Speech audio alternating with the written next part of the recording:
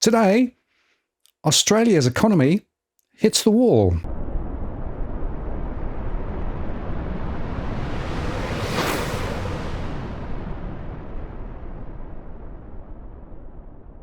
Hi again, it's Martin North from Digital Finance Analytics. Well, notice post covering finance and property news. It's Friday and Tarek is back with me for the last chat of the year. Tarek, hello, welcome back. Thanks, mate. Nice to be here, and a Merry Christmas and a Happy New Year to all our followers watching along at home. Absolutely. It is that time of year. Of course, the seasonal festivities are now well underway, and it's amazing to me how many people have already gone on leave already, including quite a few politicians. But, you know, that there are a few issues we should reflect on just briefly before we get into our economic discussion and look at the charts. Just a quick reflection on what's happened over the last week, because you know, that was an astonishing event. I think you put out a Twitter post saying this may change Australia forever, and there's certainly a chance of that. I worry that we're focusing on the guns, and I'm worrying that we're focusing on hate speech more broadly, and I'm worrying that we might be changing Australia. But it is shocking, a shocking series of events, and our thoughts go out to all those directly or indirectly impacted. Oh, absolutely. It's horrifying, and it's terrifying to see something like that happen in our country. And I think it's been very disappointing to see what the government's response has been so far on terms of, you know, focusing on firearms, on hate speech, on all these different things, when I think that there are mechanisms that already exist that would have stopped those men from performing such a horrible act on our soil. And you know, I think that there's some failures there that need to be reflected upon as for how that happened. How, you know, I think one of the most concerning things is just how even just a few hours after the fact, we knew these guys were bad news. Even before, you know, like leaving aside the obvious act itself, but just the intelligence, the various different things that came to light, just you know, less than 12 hours afterwards, it was already clear that someone had dropped the ball, that mistakes had been made, and it's disappointing that it's come to this, because you know 15 innocent people have lost their lives. Yeah, absolutely, and the coverage I think has been in some areas quite balanced, but others pretty rabid, unfortunately. And I'm noticing now, of course, there's a big debate about, particularly in regional Australia, where guns are very much part of doing business out in the bush, and saying, well, hang on a moment, you know, are you discriminating against us now? And of course, the chances are we're going to find the speech freedoms that we've had up to this point might be trimmed, and whether it's going to be trimmed appropriately. But to my mind, Tarek, the bottom line is what we're seeing from the government are announceables, and you know, things that they want to be seen to be doing, whether they are the right things or the wrong things, the good things or the bad things. And that thought of announceables and performative politics actually, to my mind, does reflect the dynamics of the last year. Because if you look at the data, and if you look at what's happening more broadly, what is being said in the political sphere and what is actually happening on the ground is, well, frankly, more and more disconnected. It is, and it's really disappointing to just see how the discourse has evolved on this, because, you know, you take the firearms issue. You know, Australia has done a fantastic job at reining in access to firearms to people who shouldn't have access to them. You know, Australia has done a brilliant job in dropping its gun homicide rate, for example, you know, to a level where, as of the 2023 data from the United Nations, we have less than one firearm homicide per million people. And of that, only 10% of those firearm homicides are performed with legal firearms. The rest are all done with illegal guns that have either been stolen, are leftovers from prior to the Howard era gun control, or they've been smuggled in from overseas. And I think that is an impressive thing. I mean, so that means that on average, say like last year when there was 31 gun homicides, if the average rate seen in the Australian Institute of Criminology data held true, only 3 of those deaths were with legal firearms. 3. And despite the fact that there's this idea that, look at the proliferation of firearms and blah, blah, blah, there are around about, depending on the latest data the latest data I found is from Sydney University from about 2020. There's about 25% fewer registered firearm owners today than there was in 1997. So there's this whole idea of, we'll look at the proliferation of firearm owners. And all I could say is, what proliferation? I think that we're doing, for a nation that has a very large rural population, that has quite a few genuine purposes for firearms out there, I think that we're doing a very, very good job. And I think that, yes, more can be done, absolutely, to keep firearms out the hands of terrorists. But I think that we need to be very careful about not throwing the baby out with the bathwater and focusing in on those terrorists and what went wrong in terms of those guys getting their hands on those firearms, and not basically just targeting an entire class of people, an entire class of, firearm owners who are overwhelmingly law-abiding citizens. Absolutely. And I think one of the questions which should be being asked, and hopefully it will be later, is how much did the authorities already know about the particular people who were involved? Because it does look as though they were people of interest. And there potentially has been failures within the system. And so one of the questions we should be asking is whether, in fact, the system has the right sort of processes there, but they're not being followed, or whether the processes are not right, or what's actually going on. And that is a more uncomfortable set of questions, but I think it's questions that will need to be asked and thought about over the next few months and years. But just more broadly, the thing I sort of wanted to reflect on from this year is just three little pen pictures for you. The first is a picture of Jim Chalmers gently spinning around, right? Spin Jim, being able to, well, frankly, be able to take a piece of data and then sort of massage it and move it and try and actually make a story off it to be able to make a political point, whether it's true or not. The second little thumbnail picture is the wet lettuce regulators like APRA, for example, and the fact that they don't seem to be doing very, very much at all in terms of actually pulling in some of the bad conduct within, for example, the banking system. And I'm thinking of ANZ and Bendigo Bank as two examples more recently, but there's a whole bunch of issues that perhaps we should be thinking about there, and some of the lending. And the third little thumbnail picture is back to the K-shape, because what's happening when you stand back and look at it is we've got more and more people still under the gun from a financial position, more and more people struggling with housing affordability, and all of those factors which seem to me to be archetypal of a fundamental problem that we have in Australia. So put those three things together: political spin, the lack of good regulation, and the results of that translating into a very, very disconnected society with a lot of people under huge financial pressure, seem to me to be typifying what's happened over the last 12 months.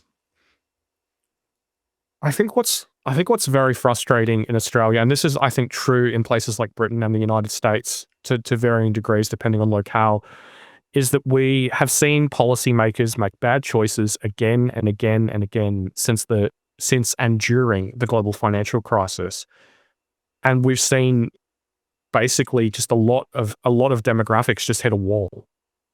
People whose demographic has made less than zero progress compared with where they were in 2008. And we're going to get to that in a little bit later in some of the data. But it's incredibly fertile ground for the rise of third parties. It's incredibly fertile ground for the rise of populism and of political extremism.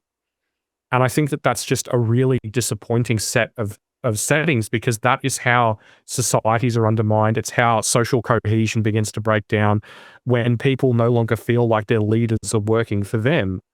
And if you look at the data in, say, the ANU election study, that's exactly what people think. People think that politicians are a large majority of people think that politicians are in it for themselves and not in it for the general public.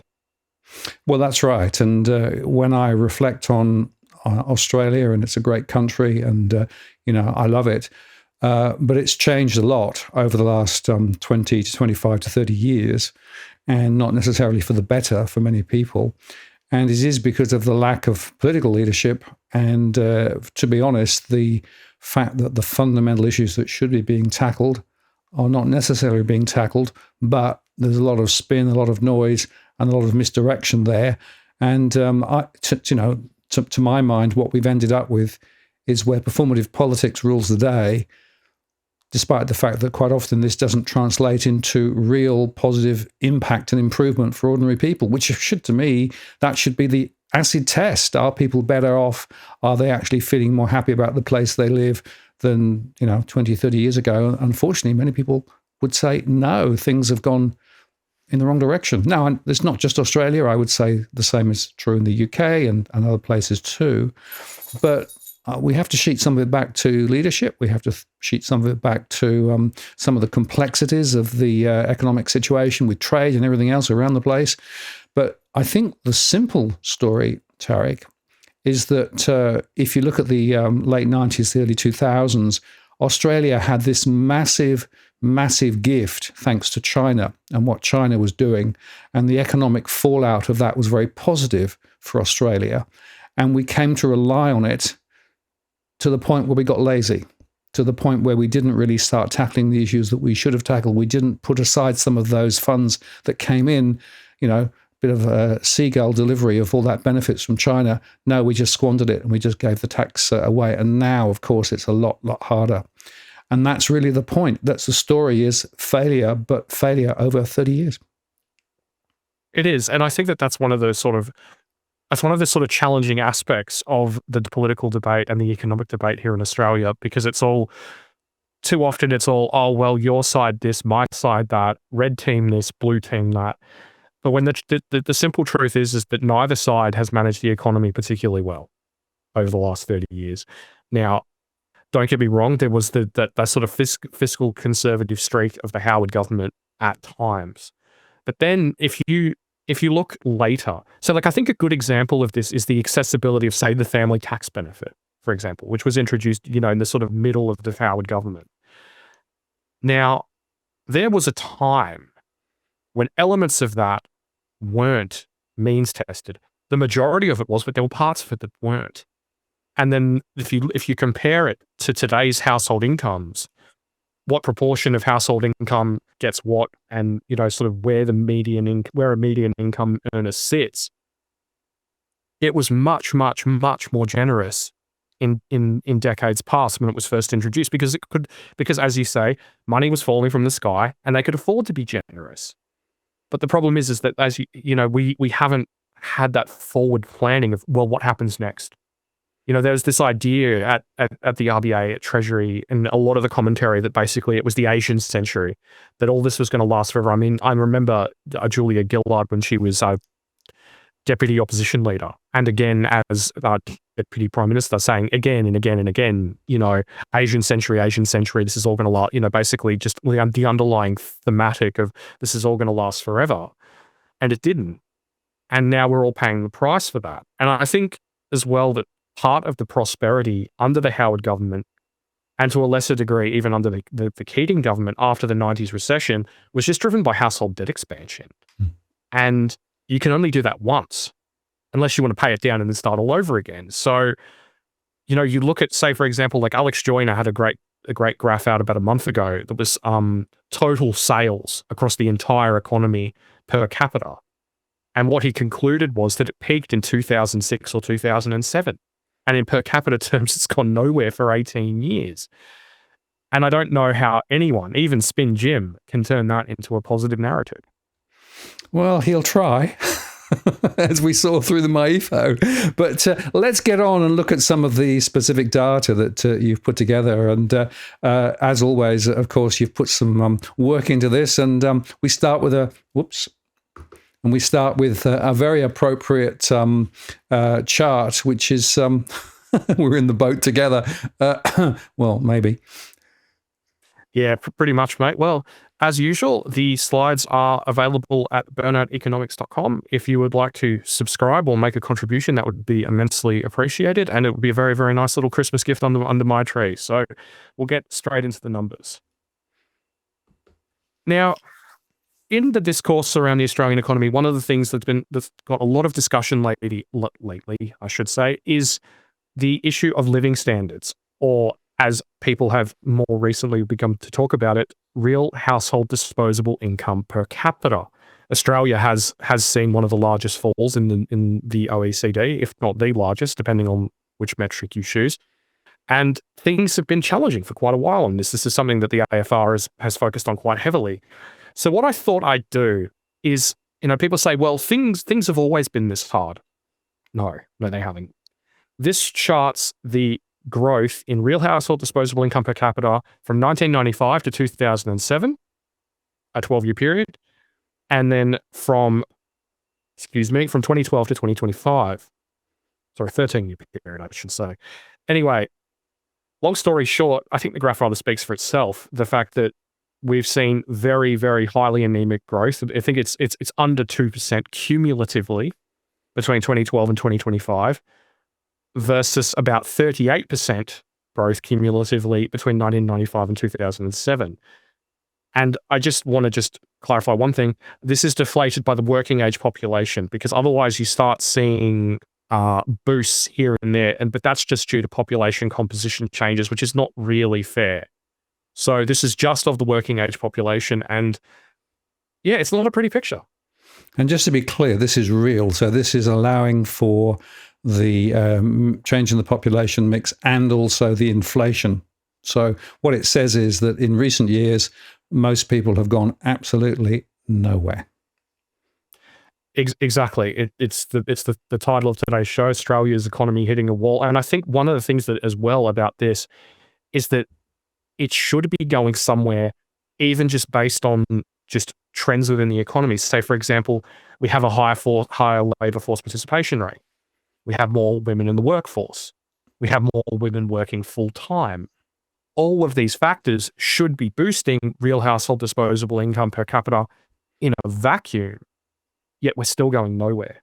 So in a lot of ways, once you start adjusting for that, we're going backwards, because we're working more to achieve less in per capita terms. So it's just it's a remarkably disappointing picture. And I will say one thing is that this is something that your old mate Spin Jim used to talk about quite a lot. Yes. In opposition. In opposition. Yeah, it seems to have gone a bit quiet recently. And two other points about this chart. The first is, of course, this is the aggregate average, but there would be a distribution within this. And in fact, there would be some people whose per capita disposable income would have been growing quite strongly, particularly older and perhaps more affluent people, which means there'll be other people who are even going backwards even more. But the other point is, Tarek, we've had a technology revolution over this period, and you would have thought there would have been some rise driven by the ever greater power of technology and all those things. So that hasn't really translated into returns for ordinary people. And the final point is, if you look at the forward projections from MyEFO, there's actually not much change forecast over the next few years.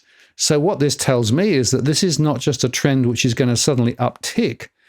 This is a trend which is likely to continue into the future, which is why your analogy of the wall is so right. It's really quite unfortunate, because you're absolutely spot on about the distributional issues with incomes, with spending here in Australia. Because if you look at the data, say the Productivity Commission data, it basically shows that real wages for people under the age of about 35 went nowhere post financial crisis between 2008 and 2008.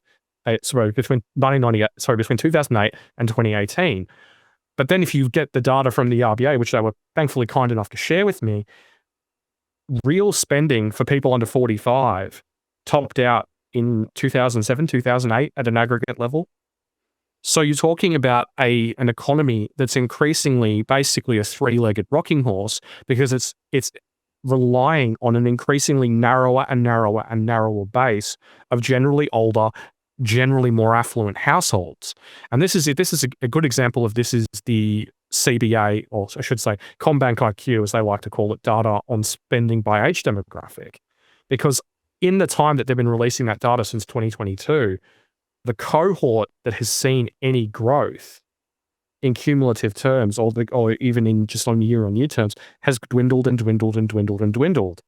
And now it's got to the point where the only people now seeing positive year-on-year growth are people over the age of 55, and everyone else is going backwards.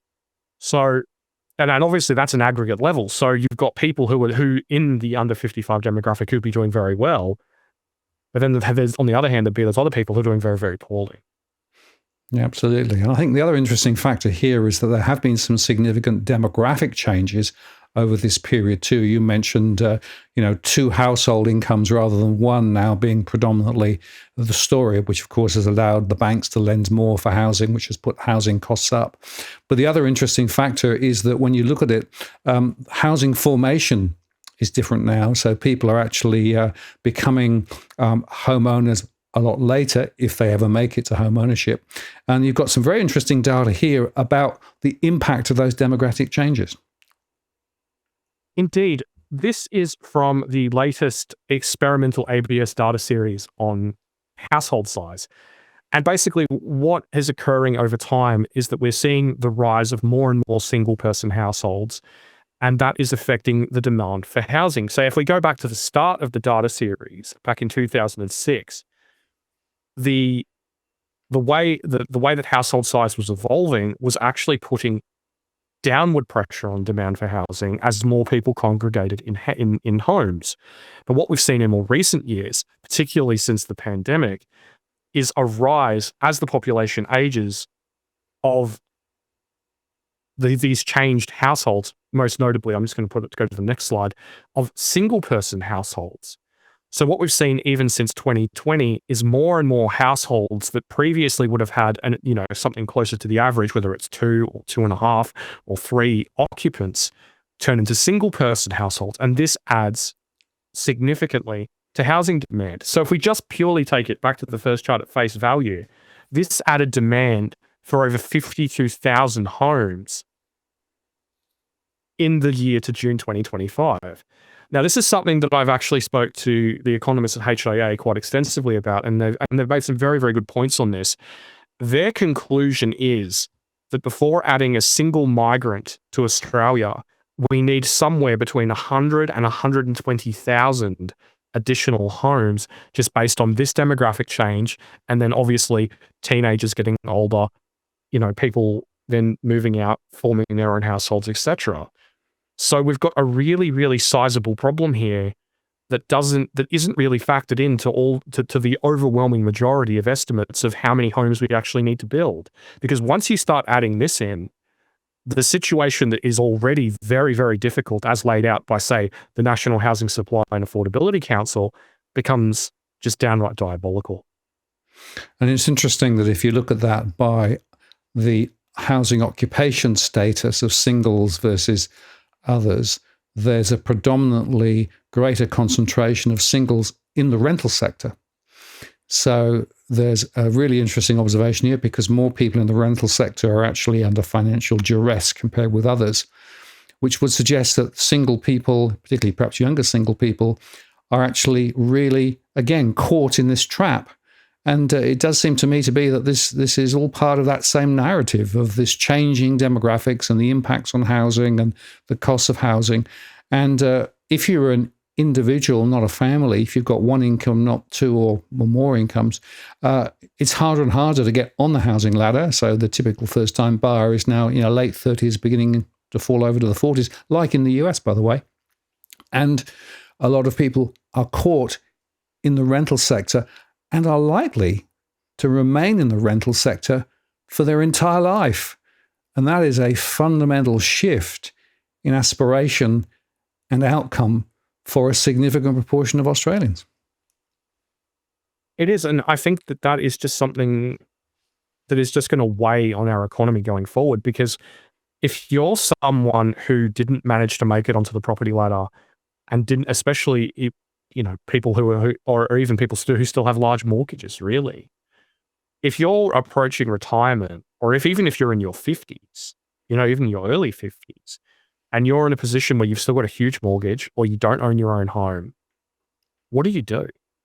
Do you start putting extra cash away into your super so you can have more money when you retire? Or what exactly do you do? There's all these different questions that I think need to be asked, because what exactly are we going to do if Australia becomes defined by rents or by renting retirees and people with these huge mortgages as we go forward? Because part of the problem is that people talk about and this is something that you've rightfully covered with DFA and through the ABC and through others of these large indebted these households with large debts, particularly mortgage debts in retirement.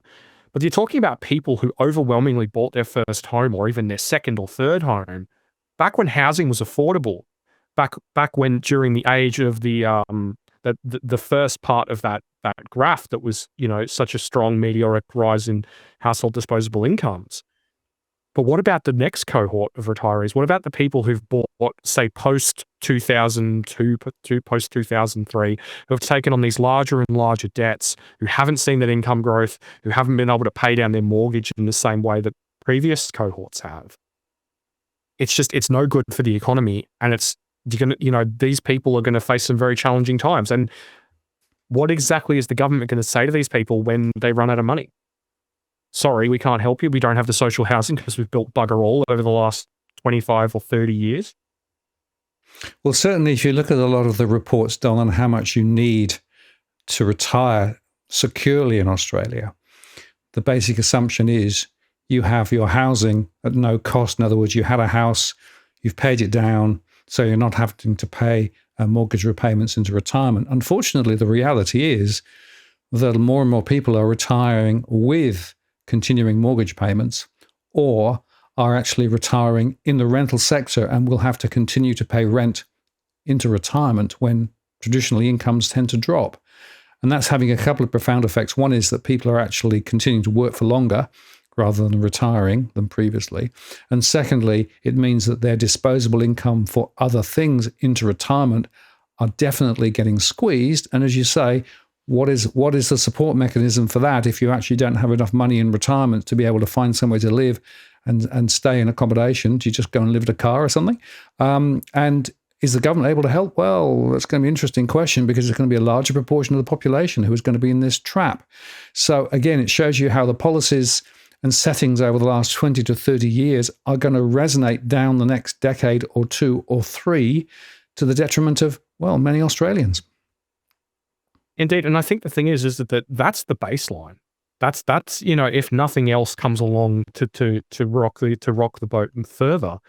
But if we see a similar trend in terms of, say, for example, like say during the 90s and the 2000s, you saw the rise of robotics in heavy industry, the rise of the internet, the rise of computers and stuff like that, and you saw a lot of older people fall behind and fall out of the labor force and be forced to retire. Now, we face the rise of AI. To what degree it's going to fulfill its promise, I have no idea. That's beyond my pay grade.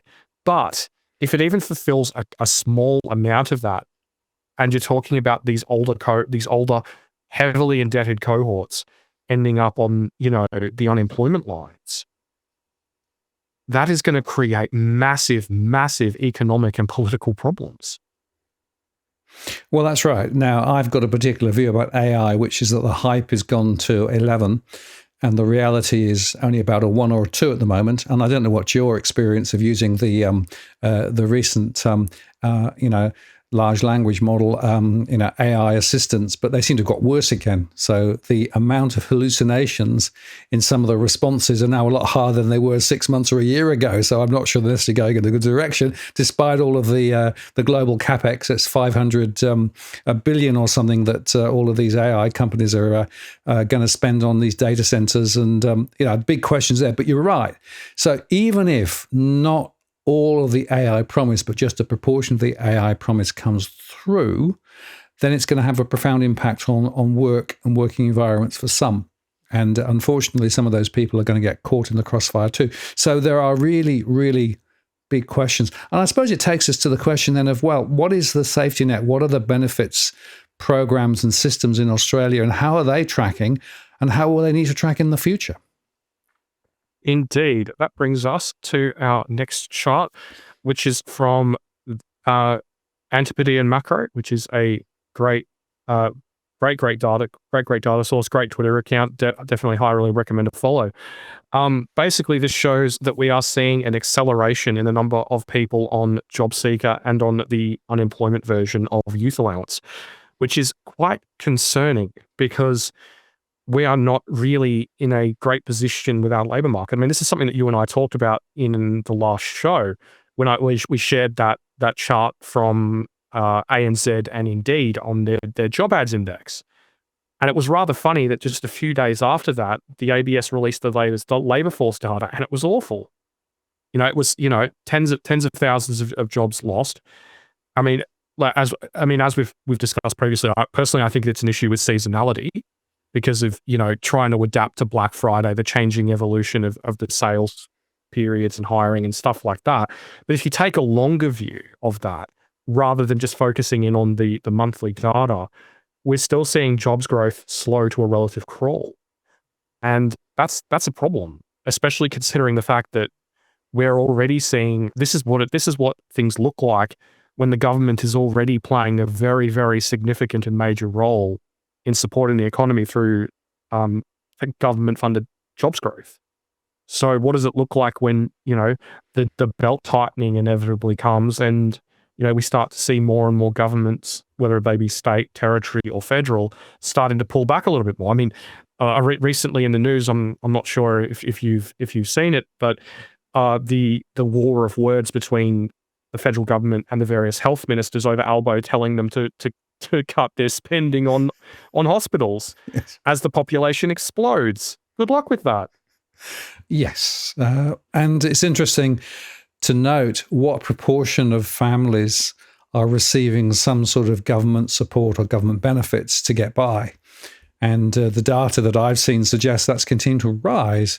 So more and more of society is being propped up effectively by taxpayer transfers from other taxpayers. Now, there's a limit to how far that can continue. No, absolutely. And I think one of the things as well with this chart is that the test for income, so the means test for this over time has become more and more and more challenging to pass relative to, what you would consider a normal income. So if you've got, that's one of the things that is a little bit frustrating, to be honest, with the data from Centrelink and the I forget what the government department is. But anyway, that's one of the problems with the data. Because say like in the US, you've got the initial jobless claims, which is a great data source, goes back decades, really, really interesting, helps you identify major turning points in the labor market. But because the eligibility of people for this changes over time, depending on their means and how the means test evolves, it means it's not that useful as an indicator. Yes, it's useful as a directional indicator, but not as a volumetric one, for want of a better expression. Because people have lost their jobs.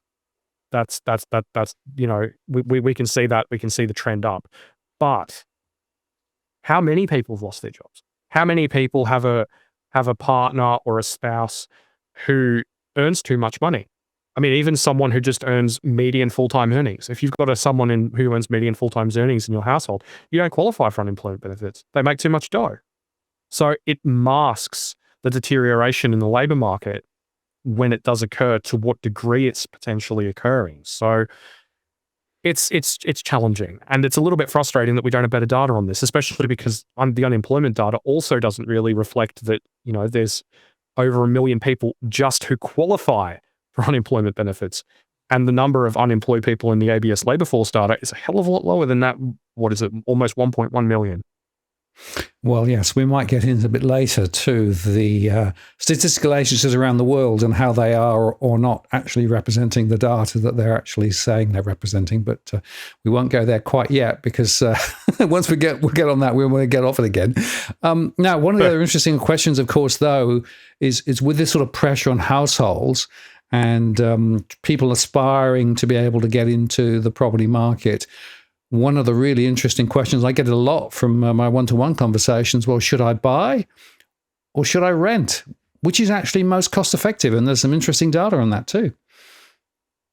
Yeah, I'm always always being told about the sort of the greatness of various US markets, of how they are so favorable for people to be able to go and, buy properties, and that supply growth is so amazing, et cetera, et cetera. But I think one of the problems is that it very much is just a broad ideological overview. It's not actually an expression of the underlying forces that are actually acting on housing supply growth. And I've got this great chart here that shows Austin, Texas, which is, the darling of the YIMBY movement, of the, let build, versus Sydney. And as you can see, for most of the period, up until around about the start of 2022, it was much, much cheaper to just build a new home than it was to rent a home. And that's part of that. And that's the thing. If you have a market where it is cheaper to build than it is to rent, what are developers going to do? What are property investors going to do? They're going to build homes. What are even owner occupiers going to do? They're going to turn around and they're going to go, well, damn, it's 30% cheaper for me to just build a house rather than renting a house. Why don't I just buy one? And I think that's one of the forgotten things in the whole, sort of YIMBY versus NIMBY debate. The fact that we don't have proper functioning market signals to build.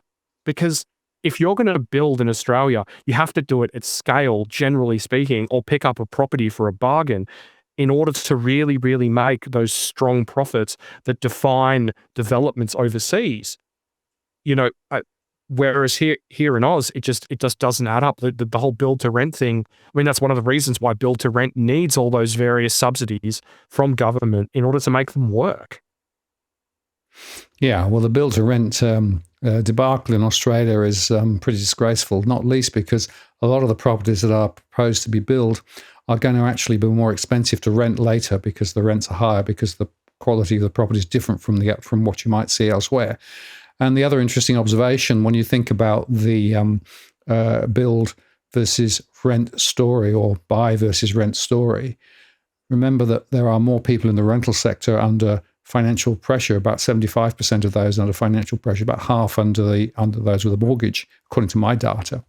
So you've got this crazy situation where, in theory, rentals should be easier, and yet more people in the rental sector are struggling. Now, that's because, of course, the demographic differences between, as we discussed earlier on, not everybody's the same.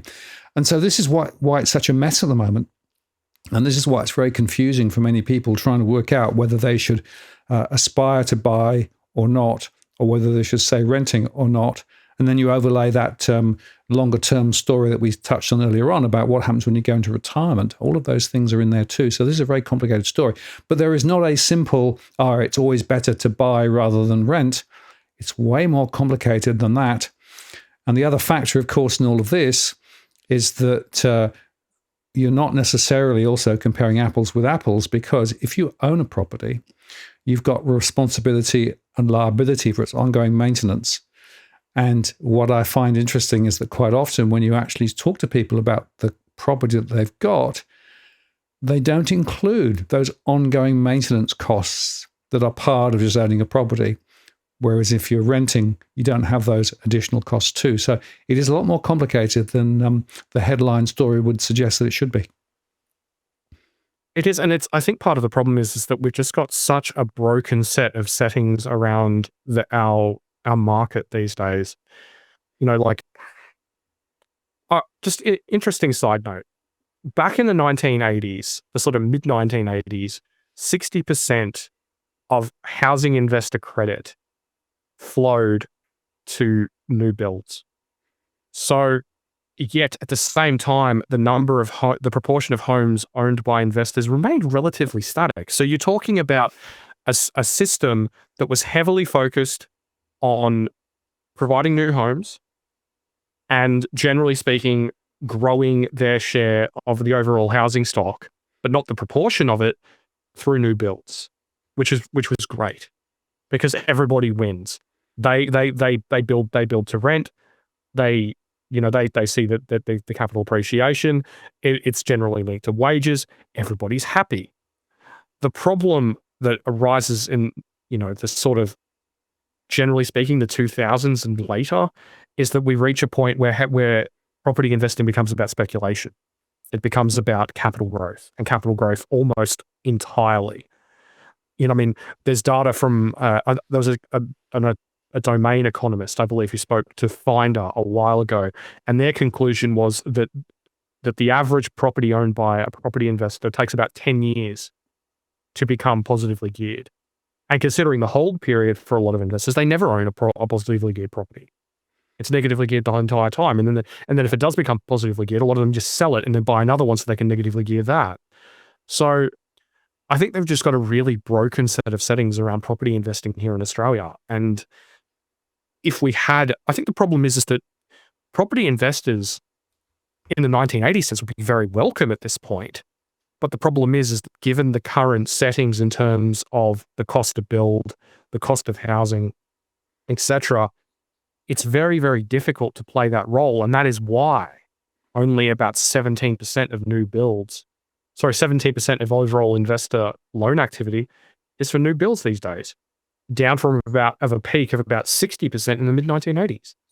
Absolutely. And it's very interesting when I work with people on a one-on-one basis and look at their investment property portfolio, and we do some calculations on money in, money out. So how much are you actually seeing coming in via way of rents compared with what's going out in terms of interest payments on the mortgage, et cetera, et cetera.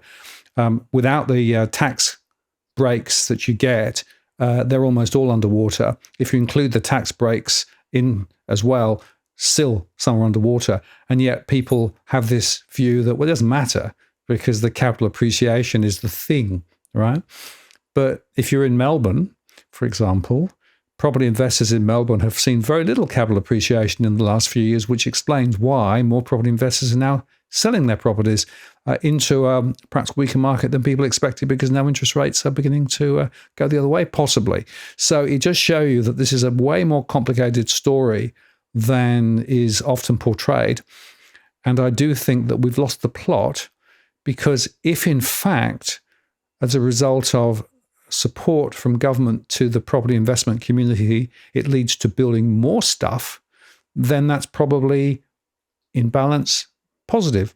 But if in fact more and more property investors end up just buying an existing property, so we don't increase the stock, and if in fact those property investors don't make returns on those investments, then the whole thing just say, why? Why would you do that? Why would you actually invest? And in fact, I've had quite a few conversations over this year with people who've exited property investment and gone into other asset class investments because, of course, the stock markets have done quite well and even term deposits are still doing reasonably well, particularly with the bond yields where they are now.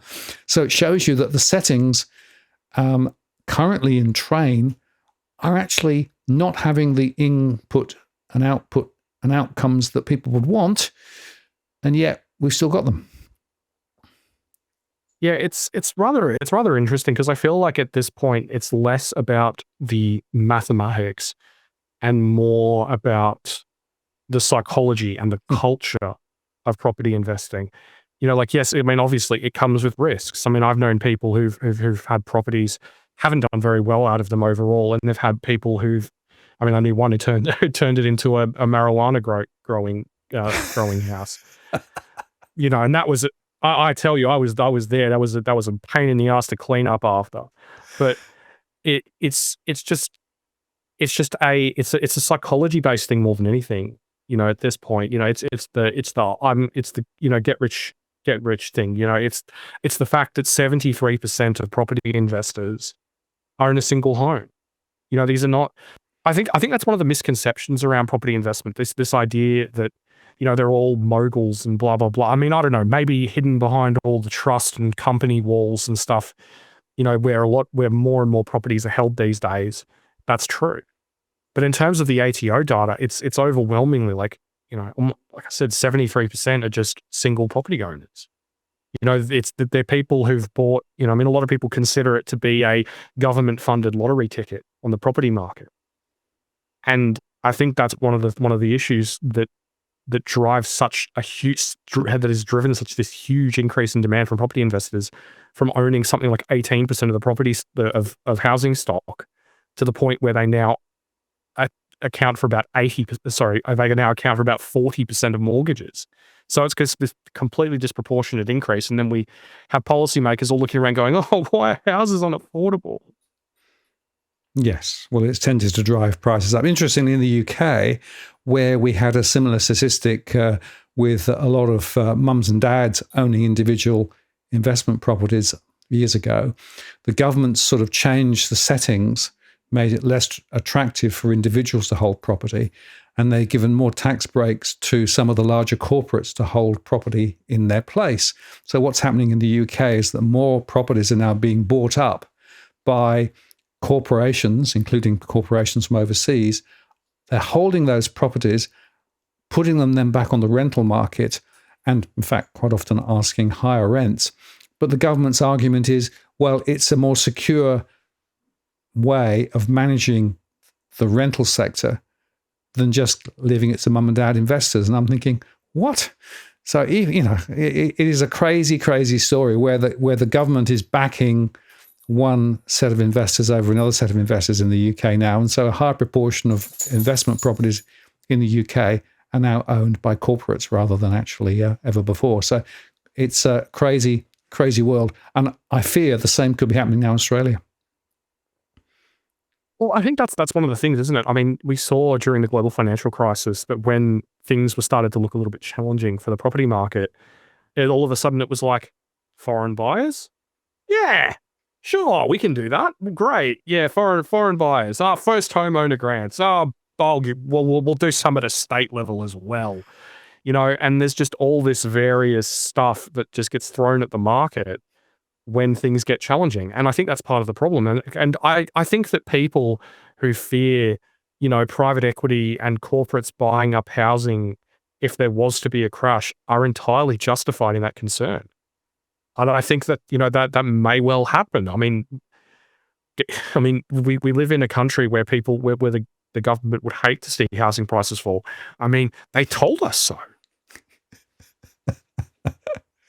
Absolutely. No. Well, prices will never go down on our watch at either side of politics, and that's the one thing that both sides of politics have pretty much, been on the same ticket. Though, interestingly, in New Zealand and in Canada, different story, which we might come on to in the context of migration. But there's another angle here, which is just worth thinking about. Of course, in the MyEFO, Chalmers did confirm that the electricity support subsidies would stop. And that's having a very interesting impact on the CPI and therefore on the RBA and its policy settings, and potentially will have a bit of an echo into the next few years as well.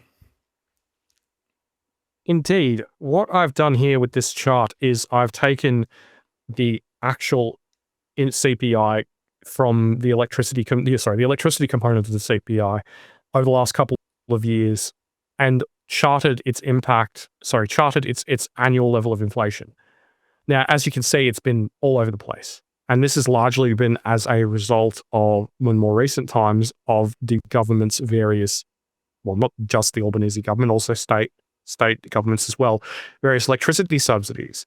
And as you can see, we are going to see double-digit electricity price inflation as measured by the headline CPI for quite some time to come, with the exception of a little bit during the middle of next year.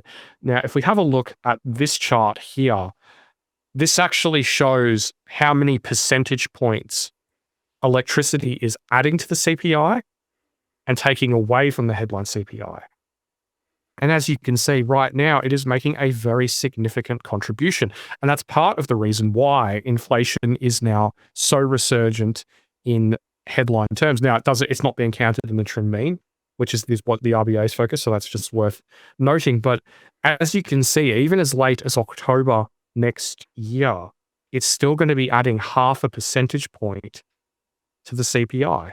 So even though Chalmers and Albo bought conditions for their rate cuts, bought conditions for their re-election, and their inflation-fighting credentials, we have been paying for that since July. to some degree in the headline CPI and are going to continue paying for it well into next year. Yeah, and it's worth asking, Tarek, just remind me again, when was the election this year? What month was it? Oh, it was May, Martin. And guess what happens? Isn't that funny? Yeah, guess what happens just after May? You suddenly, from July onwards, it goes up. How convenient. I'm shocked. I mean, what a coincidence. I did say at the time it was an election teaser. It was, oh dear. Yes, so you can see here why the RBA is now suggesting, well, maybe there won't be any further rate cuts, and maybe for the next year or so, there's a risk of a rate rise. And of course, the bond yields have actually moved up quite smartly. And some of the bank economists are now saying, there could be a rise as early as, middle of next year or maybe even before. So yeah, it's really, really interesting. And it shows you, if you start meddling, the more you meddle, the more you need to meddle to be able to keep the balls in the air. And if you stop meddling, things go a bit pear-shaped. Now, let's just move the conversation forward, Tarek, because we had, of course, the final data from the ABS in the last couple of days relating to the migration statistics. And interestingly, the numbers were a little bit softer than some people were suggesting based on the earlier data. And I actually did a post about this suggesting there was a bit of number wanging going on. Yeah, it's an interesting one because if you look at the Labour Force Survey, which does the working age population on a monthly basis, or at the National Accounts data, which does it which it estimates on a quarterly basis, it was looking like the migration was reaccelerating. That was, basically, I mean, if you look at the numbers, it was, I believe you used my chart the other day, that basically the level of population growth in the Labour Force Survey, working age population growth in the Labour Force Survey was tracking fairly strongly with a lag to net long-term and permanent arrivals. But if you look at the numbers from net overseas migration, it's just not there. We haven't seen the same increase. Now, for what exact reason that is, I don't know, but all I can say is that there are some fairly substantial revisions on the way for the national accounts and the Labour Force Survey numbers coming at coming with their next data in the new year. Well, I just wonder whether it has anything to do with the 3 million or so temporary visas, because of course a lot of those wouldn't necessarily be caught in the migration statistics, right? Because people have to be 12/16 of the time to be caught in the migration statistics. So I just wonder whether that's to do with people coming for a few months and then going away again and not being counted in the migration statistics, because the job numbers are definitely higher. Well, that I think is one of the really, really challenging things about quantifying where we're at with things, because, okay, now this depends on how you take net long-term and permanent arrivals. I mean, some nations just flat out use that as their migration data. They don't bother with the 12/16 rule because, they want more timely info. But if you just do take that at face value, it presents a concerning picture, because just because someone isn't in Australia for 12 months out of 16, it doesn't necessarily mean that they don't maintain an abode here. It doesn't necessarily mean they don't have employment here. So it's a very challenging picture in that regard, particularly, as you say, because we do have so many temporary visa holders coming and going on an ongoing basis. I mean, 3 million people, it's more than 10% of the population. It's a lot, isn't it? And in fact, if you take a longer term view, the other way of looking at it, and in fact, there was an IFM chart that you've shared here, which shows that the cumulative total to get to 1 million, if you go back to the 90s, it took more than 10 years, whereas now it's just 2.5 years. Well, I called this chart, "Is this mass migration?" And I think this is a very important question, because there's been this huge debate from both sides of politics that we either have mass migration or that we don't. But both sides have refused to quantify it. But I think if anything is an expression of the change towards much, much higher levels of migration and arguably mass migration, I think it's this chart. Because, we've gone from it taking 12 years in the early 2000s to add 1 million people through migration to almost to less than a quarter of that these days. And I don't think that we are preparing. I don't think we have laid the groundwork for this expansion of the population sufficiently. And I mean, I believe it was 7 News the other night who said that, that New South Wales's hospitals are just unable to cope with the demand going forward. That more needs to be done to support them. And that leads us back to what we were talking about before with Albo getting into the funding fight with the state health ministers that, oh no, well, we can't afford it. Well, what about all the tax revenue that you've apparently got from all these extra migrants? That's meant to be funding all of this, isn't it? That's the narrative. But it sure as hell isn't working out that way, is it? Absolutely. And it just also, I think, cast an interesting question on the role of our statistical institutions like the ABS or like the ONS in the UK or the BLS in the US. And if you want a good example of, be careful what you wish for, just look at the latest BLS data for the US inflation, because of course it reported as down. But when you look at it, there are lots and lots of blank fields in the elements that actually make it up. So in fact, because of the holdups in the US with the data, that data is not very robust, despite the fact the markets reacted majorly when it first came out. In the UK, there have been a number of reports on the Office of National Statistics' inability to create good statistics in a number of areas, and some significant criticisms about the culture of the bean counters, and suggesting that they've got to change things quite significantly. And of course, in Australia, the ABS was very keen to highlight the gap and difference between the migration statistics and the arrivals and departures in Australia. And you can't correlate one to the other, despite the fact that other entities, including one from Treasury, suggest that actually one leads to the other quite interestingly. So there's some really interesting questions below the waterline here on how accurate the scorekeepers actually are. Well, I think the thing is that, I mean, even, the ABS, or what was it, the Household Income and Wealth Survey, I believe it was, that got cancelled because of the issues with data quality.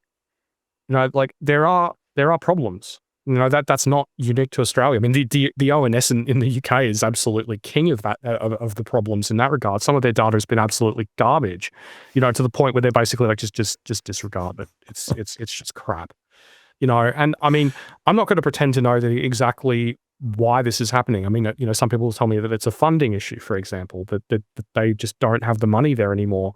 But I think for me, as a fellow data nerd, it's disappointing that there is so much great, robust data. Say, for example, like the ABS Household Expenditure Survey. Brilliant piece of data. Goes all the way back to, somewhat aptly 1984, but it stops in 2016. It hasn't been done in, we haven't had an update on, the snapshot in 9 years. Yet that was one of the most important and robust looks at Australia's different demographics and how they were faring in terms of their expenditure, what they were spending their money on, how much they were spending their money on, what proportion of it. And there's quite a few like that, which are just brilliant data sources, which I still rely on to this day, that haven't been updated in years. I mean, there's another one that hasn't been updated since 2022. And the next particular update is TBA. So it's just a bit disappointing that there is so much potential there. So much. And not only that, but how exactly, if you're the Prime Minister, if you're the Finance Minister, the Treasurer, how can you accurately make policy for all Australians when you don't know what's happening with all Australians? Well, I have a theory sometimes that they prefer not to know the data, because if they had the data, they couldn't actually spin the conversation the way they want to spin the conversation. So having no data is, gives them more freedom and more latitude to say what they want to say, and nobody can really contradict them because there's no official stake in the ground. Maybe I'm being a bit cynical in my old age, but I wonder whether there's some of that. But the other point, of course, is that there are real issue with gathering statistics, and a lot of the ABS problems was trying to capture data using surveys online rather than actually making phone calls or visiting people. And the surveys online are renowned for being inaccurate for all sorts of reasons. And it's interesting that some of the smaller surveys that are done by some of the sort of finance portals, for example, are based on 1,000 online surveys. Now, I'm quite skeptical as to whether that 1,000 is really enough to make a significant, accurate assessment of what's going on anything. That's why I do 52,000 over the year, because I think that's at least a 0.5% sample, which means it's quite a lot bigger. But without good data, it's very hard to know where you are. If you don't have a compass, any direction is fine, right? So it seems to me this is a really, really important issue. And yet, I don't believe that it's being given the attention that it deserves, certainly in Australia and around the place. But I come back to my earlier point. It is quite convenient for politicians who want to spin a particular story. It's quite convenient for regulators who want to intervene, but not too much. We don't want to actually squash more lending for housing, because of course that's the gift that keeps giving. So the regulators are doing a relatively light touch job, although of course they are now doing a little bit of tweaking on the investment lending side of things.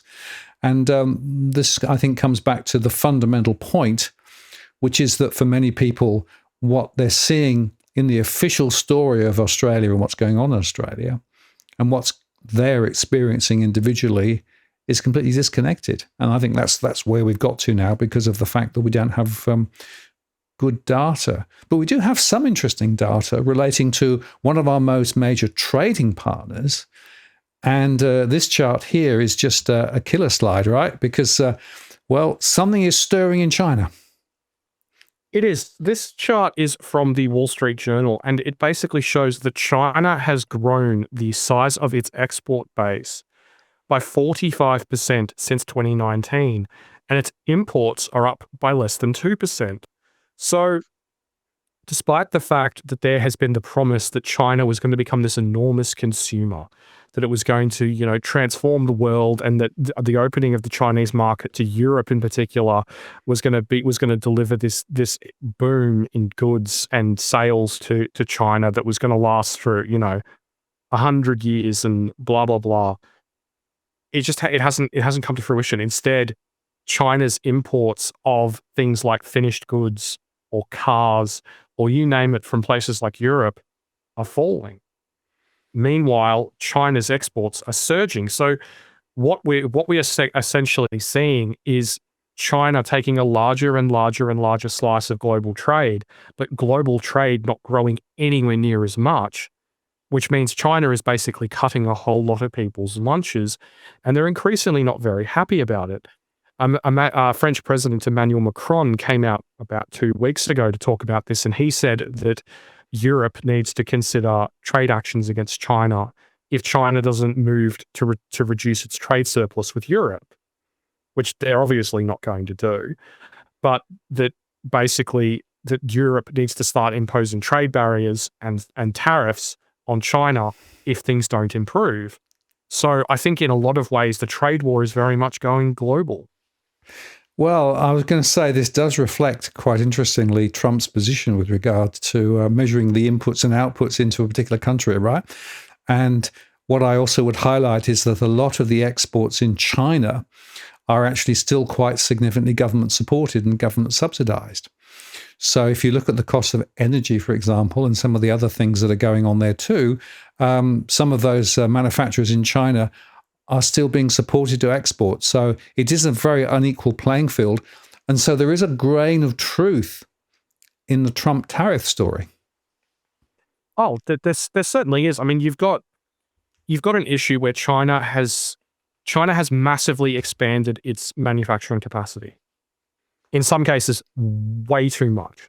China has just gone to the moon in terms of supporting all of these industries because they increase GDP, they increase China's role as the world's, the globe's factory, and it's all hunky dory as long as there is demand for those products.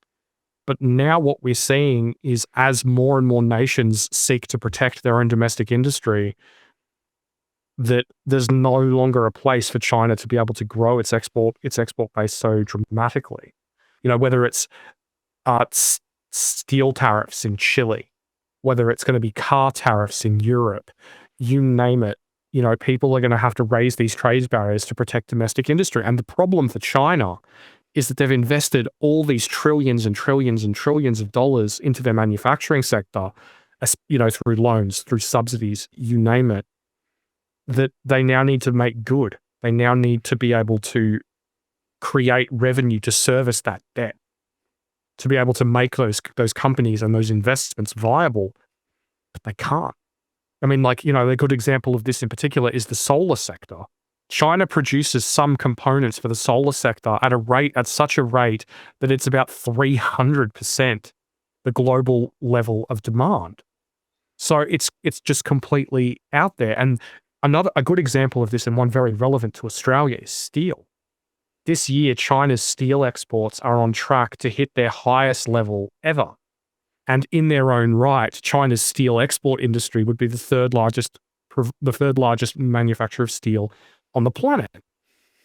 And the problem is if this continues, if Chinese demand for steel continues to deteriorate, and they're forced to try and find a home for that steel overseas, what happens to us? We're the ones who provide them the overwhelming majority of their imported iron ore. We're the ones who provide them with a sizable quantity of their coking coal. So what happens to Australia as China's steel industry continues to deteriorate, as they try to find a home for this product offshore? And not only that, but last month, the first shipment from the Simandou megamine in West Africa set sail to China. So not only are we facing an issue with potentially falling demand, but we're also facing an issue with potentially rising supply. Yes, and it's interesting that China has announced that they want to try and push more of their goods into households in China, but there's clearly a limit to how many things people in China can actually afford to buy and want to buy. And so if they are unable to export internationally, that's going to be a problem. But the chart says they are doing it quite well at the moment. So it shows you, I think, that next year the trade story is still going to bubble on, and this will be a very considerable issue. It shows, I think, also that there are some profound implications for Australia's economy, as you say, particularly if the demand from China eases back, even a tad, it's going to have a significant impact, because MyEFO showed that the estimates that they had proved to be a bit conservative relative to what's actually happening. So, there's been a bit of the hollow log that saves the Australian economy. And meantime, of course, if we stand back and think about this last year, we've got households still going sideways or down in terms of their returns and their real cost of living and their real wealth. We've got housing pressures still bubbling away. We've got a lot of noise with regard to the economy and a lot of disconnect between noise and reality.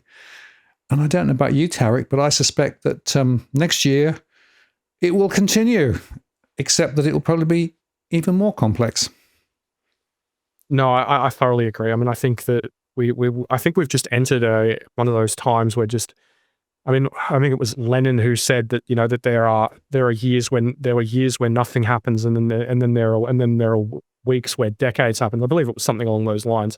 But I think that's basically where we're at the moment. We're at this fulcrum in global events. We're at this turning point, and I think that we are in for a bit of a roller coaster ride. You've got the US midterms next year. Trump trying to make a case that inflation is gone and everything is hunky dory with the cost of living, which I think is going to fall incredibly flat.